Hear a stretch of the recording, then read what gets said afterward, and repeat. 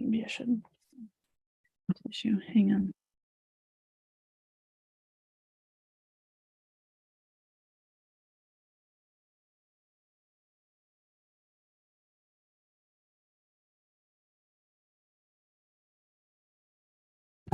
Hi. Okay. Yeah.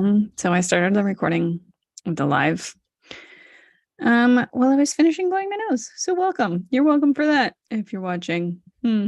Yes, I appreciate you. I do. Okay, YouTube viewers, we are live streaming today. Okay. I am not looking my best, but actually, no, I was looking in the mirror earlier and going, hi, I look pretty good today. So let's go with that. Let's go with that story. That's a better one than, I don't like how I'm looking at the Zoom right now.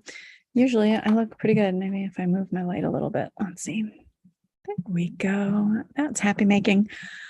Okay, here we are in a podcast recording land with me, my headphones, my microphone, and my talk for the day. So here's what we're going to do. I'm going to hit the record button, jump right into the episode. Yeah, let's go for it.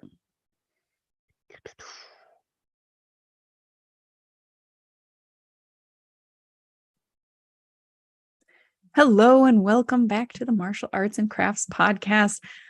I am your host, Sarah Deacon. It is a pleasure to be here talking into this microphone this afternoon. I want to talk about motivation today. I hear a lot of complaints in my line of work, that being a life coach for teens, young adults, and occasionally their parents. I hear a lot of complaints about teenagers' lack of motivation. So I'm going to explore that a little bit, that story, because I wonder sometimes if it's really true that teens are not motivated at all.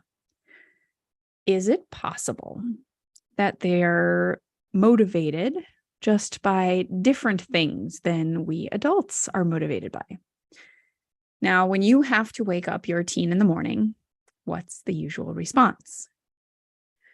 Well, in my house, I have a teenager who groans, rolls over, puts his head back under the covers until I come back 5 minutes later to make another attempt to wake him up again. And he does it again. And he stretches, he stays in bed. And I can't tell you how many times I hear, I don't want to. Daily, weekly, I don't know. If I had a nickel, right? Maybe similar things happen in your house too. And that's just one part of the day, right? That's just to get them out of bed in the morning. What about motivating them to do chores, to find a job, to finish their homework, to practice the most basic level of personal hygiene? Now, if you have girls, it might be a different story in your house. Maybe you need to rein them in a little bit. I don't know. I have boys. So for the boys, it's have you taken care of yourself? Why don't you run a comb through your hair just for, a minute? Anyway, a lot of the time, it seems to us as parents as though our teenagers just don't care. And I often hear other parents talk about this lack of motivation. I talk about it myself. I talk about it with my husband. I talk about it with other parents, right? They talk about this lack of motivation in a way that puts these labels on their children, like lazy, apathetic, disengaged. They might even armchair diagnose them with depression or fear of that they have some other mental or physical disorder even.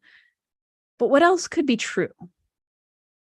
Often what's actually happening with our so-called lazy teens is that they're experiencing a sort of purgatorial state. They know that they're not really children anymore. And at the same time, they're not quite ready to, step out fully as adults either. Of course they're not. They're, still under 18. They're still in our home. They still need those reminders and those that structure that we give them. So they have this longing. I've heard my son talk a little bit about nostalgia lately. So they have this longing for the carefree security of their childhood days while simultaneously fighting tooth and nail for their grown-up independence. For us to trust them to make their own decisions and make their own mistakes, even though they don't really want to make the mistakes that they know they're going to make. So this is mentally, physically, and emotionally exhausting, not just for our teens, but let me say, no wonder they want to sleep until noon. It's exhausting for us as parents too, is it not?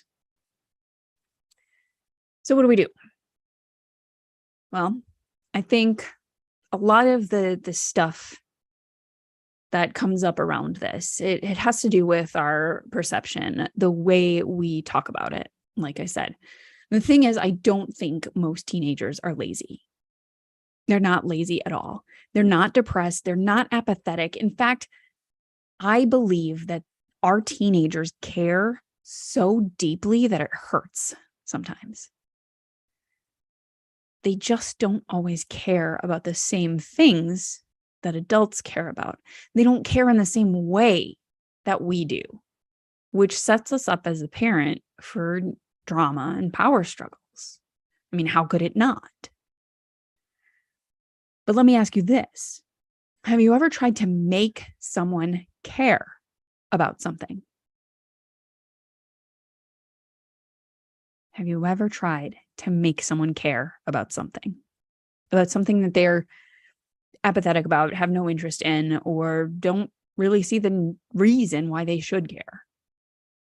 And no matter how persuasive you are, you can't make them care until they do, right? So it doesn't work. Even if you can somehow get them to go through the motions and behave as though they care, usually you can tell when the heart just isn't in it.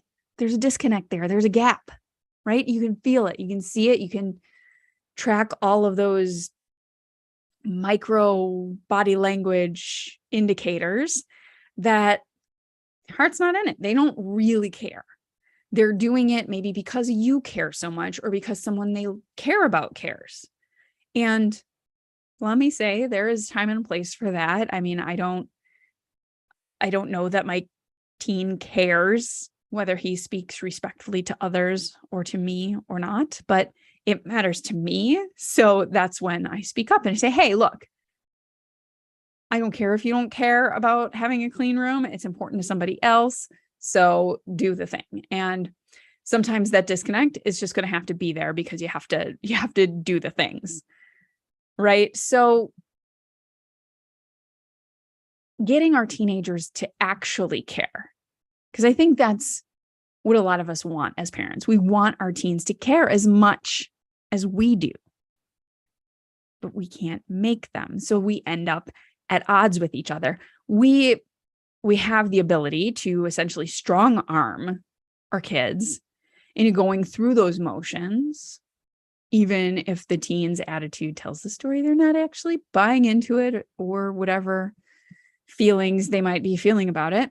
On the surface, obviously, this means the parents get what they say they want, but yet they might not be satisfied with the results, because the thing here, whatever the argument is about, whether it's a clean room or doing chores or caring about school or caring about hygiene or caring about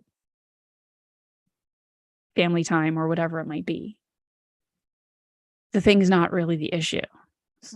That's my last SoloCast episode, I believe. The thing is not the thing. The real issue is the attitude.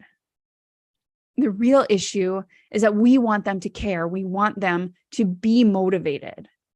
And we don't know how to make them care. And so we try to get them to be motivated in whatever ways that our upbringing or our patterns or our beliefs lead us to do.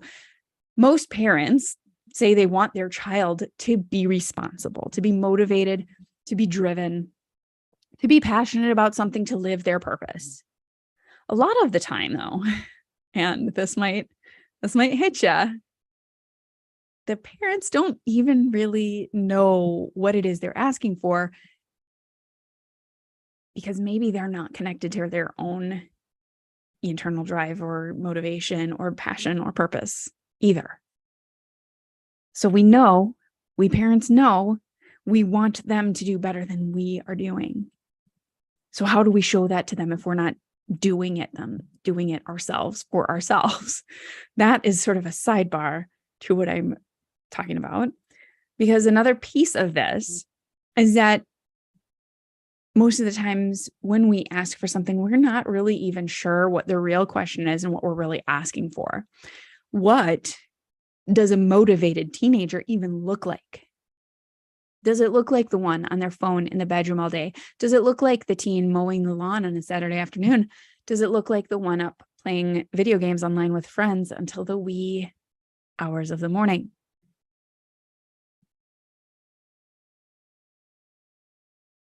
What if this is exactly what motivation looks like?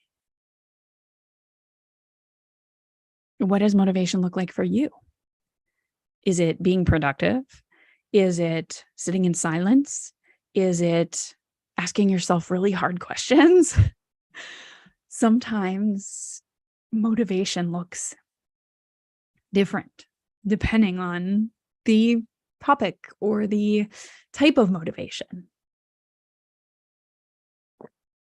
So parents, when you're asking that your teen be more motivated, what you really might be looking for is the responsible adult version of motivation, where they set their own alarms, they clean up without being asked, and they connect the dots between their actions and the consequences of those actions. I'm sorry to tell you that most teens just haven't quite mastered this kind of motivation yet. Instead, they're motivated by their ego to pursue pleasure or to avoid pain. Now, just note, many adults are motivated in the same way. Teens are motivated. They're motivated to stay in their room because they feel like every time they engage with the family, they're being asked questions they don't know the answers to, which feels threatening to their sense of identity, which is tenuous right now. So it's preferable to hide. They're motivated to mow the lawn because it means earning an allowance or the ability to buy something frivolous that they might want. They're motivated to leave their stuff laying around so they'll have easy access to it the next time they need that stuff. It's not necessarily a lack of motivation. It's more of a immature, self-serving type of motivation. And it's a stark contrast to the less egocentric, although sometimes still very egocentric, more fully functional adult type of motivation that you might be trying to teach them right now. So what can you do to encourage the kind of motivation that you want to see in your teen? The good news is that most teens are truly interested in serving a purpose beyond their own egos. They're trying to figure that out right now. Their identity, like I said, is tenuous, and they're looking for where they fit in the world, and where they fit in your family is a part of that. Where they fit at school, another part of that. If they're in sports or activities, another part of that. It's about that discovery, that trial and error, that interest in purpose. So often, when you can more clearly articulate your own expectations along with why something is important to you and your family, why it might be relevant to them and their future and who they are, what their strengths are and what you see in them or for them, you might find they get on board. And as a parent, your role is essential.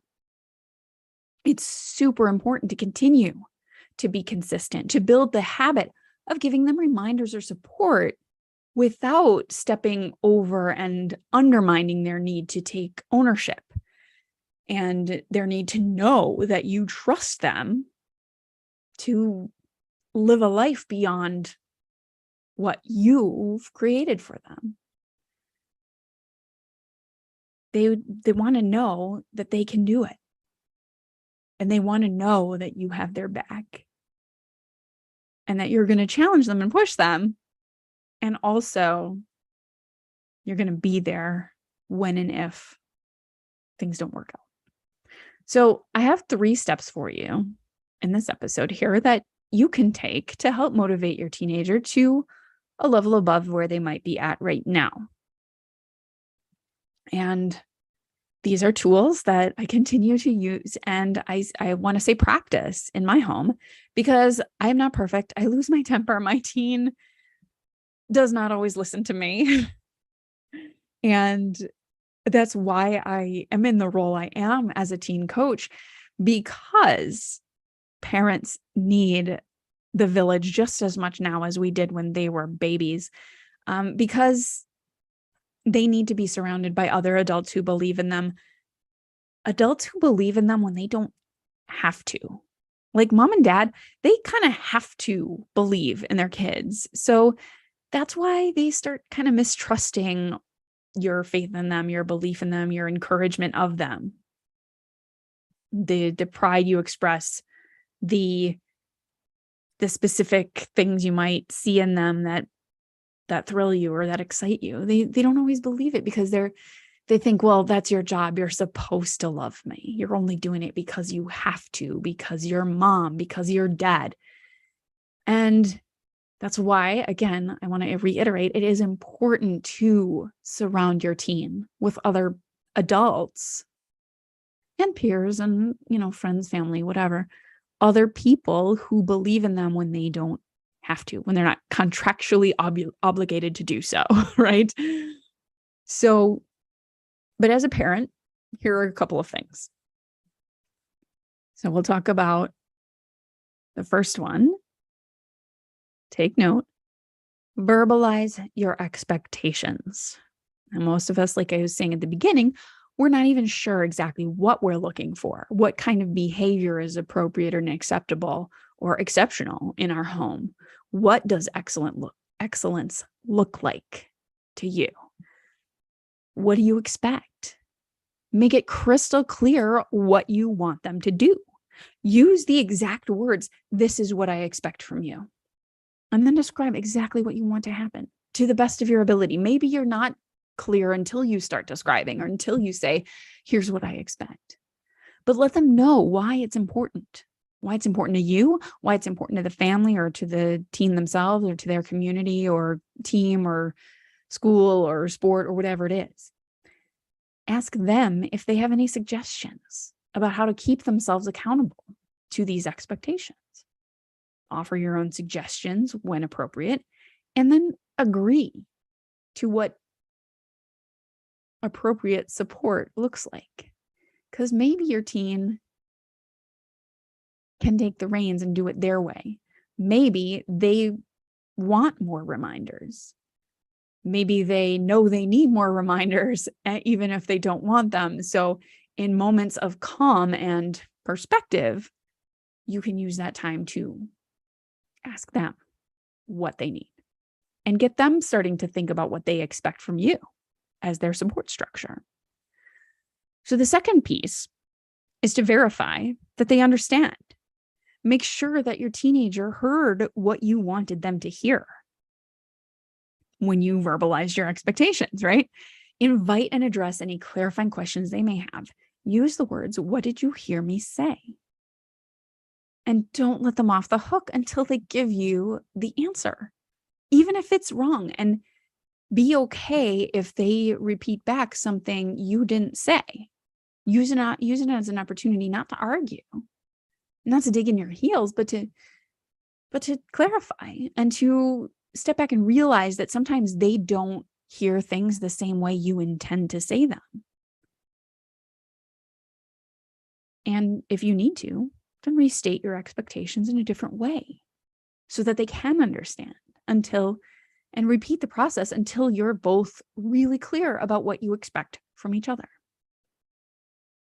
And then number 3, this is a really important piece. This is the last piece, is to regulate your own emotions. And let me tell you, boys and girls, men and women, we navigate our emotional landscapes in different ways. And as the only female in a house chock full of boy and man energy, masculine energy, it is interesting to do this. So a memorable piece of advice that I refer to often is that as parents, and this came up a lot in toddlerhood with the tantrums and whatnot, as parents, it is not our job to join our children's chaos, rather to invite them into our calm. And again, many adults, we haven't been taught to regulate our emotions. We don't really know necessarily what to do when we have big feelings. So it's hard sometimes to teach our children what to do to navigate theirs. But listen, you're the adult, so you set the tone. So you got to make sure that you're intentional about your follow-up with your teens. Remind them and yourself about the expectations that you stated. Some families put things in writing, and that can work really well too. So remind about the expectations, remind them about their accountability agreements, what they said they wanted. And it's better to resolve issues that come up when your emotions are under control, because then they have less control over you. So the teenagers, they know when you're starting to be controlled by your emotions. So then they unconsciously, they don't do it on purpose usually. They know how to push your buttons even further, manipulate them to get their way, to get attention, to get a rise out of you, to get grounded. I don't know. They have all those motivations that we don't always understand. So if you control your own emotions, then your teen will be on equal footing and will not usurp control from you. You'll be less likely, if your own emotions are under control and you've done your work, you'll be less likely to take their emotions personally when they flare up, and they will. And you can be that calm in their storm, right? It's that ability to invite them into your calm. Okay. Motivation can be tricky with teenagers. So if you start to practice some of the things I've talked about, that's number one was verbalize your expectations and actually thoroughly talk them through. Say, I expect you to X. What I expect from you is, this is what I expect from you, and list the things. However you need to phrase it, verbalize your expectations, be explicit and be specific. Okay. And allow them to add their own expectations. Ask them what they need from you in terms of support or how to keep themselves accountable, because maybe they need you and maybe they don't. Maybe they don't know, and you can try something without it being a whole big thing. Okay. Number two, verify that they understand the expectations. Make sure that they heard what you intended to say, and clarify together until you're on the same page. Put it in writing if you need to. And then the third piece is making sure you regulate your own emotions. Invite them into your calm. Don't join them in their chaos, because you're the adult and you're modeling for them how you want them to be in the world when they're adults, when they're on their own in relationship to their own kids or their own spouses or their own peers or colleagues or whoever else they encounter in the world. You are who they're looking to, even if it seems like they're not listening. Okay? They have less control, so you have to keep control as much as possible. If things flare up, by all means, take a break, walk away, regulate yourself, come back. You can always come back. You can always start over. This is not going to be all neat and tidy all the time. This is messy business. Life, relationships, raising kids, all of it is messy, messy business. So embrace it Embrace not being perfect at it. Practice and practice. So I hope this is a little bit of perspective on motivation for you, especially when it comes to your teenagers. The truth is, motivation can be tricky with adults too. I think that part of the reason that I hold my own children to such high standards in this area is because I too struggle to motivate myself. I want to teach them a better way. As I learn and grow, I want to show them that they don't have to stay in the same old habits and stuck with the same motivations or types of motivations or lack of motivation that they always had. It's possible to choose different and be more motivated, or motivated by different things, or motivated by more noble things, or more connected things, or more purposeful things. It's difficult to teach the lessons that we have yet to learn ourselves. And this, again, is why outside support is so, so important. So if you're looking for ways to encourage your teens' motivation or connect with it or understand it so that they can grow in their confidence and independence, reach out to me. I would love to talk to you about it. Motivation is a really interesting topic for me, personally, and when it comes to the way I motivate or help support motivation in my kids, because each of them are different. Each individual is motivated by their own values, beliefs, goals, purpose, all of the things. So let's talk. You can find me at sarahdeacon.com for information about all my coaching programs. Everything is right there on the website. You can reach me through the website there or email me at sarah@sarahdeacon.com. And you can find information about my arts and crafts and the link to this podcast notes and everything like that at mymartialarts, the letter N, crafts.com. You can find me on social media at Sarah Deacon Coach and at My Martial Arts N Crafts on Facebook and Instagram. I am also on Twitter and TikTok at Sarah Deacon Coach. And if you're listening on Spotify or Apple Podcasts, I would really love it if you would leave me a 5-star review. That would be awesome. And if this helped, please share the episode with someone who you think could use it, and share it with anyone you want. Share it with someone you think could use this information or a connection with me. I really appreciate it. And thank you for connecting, and I will talk to you next time.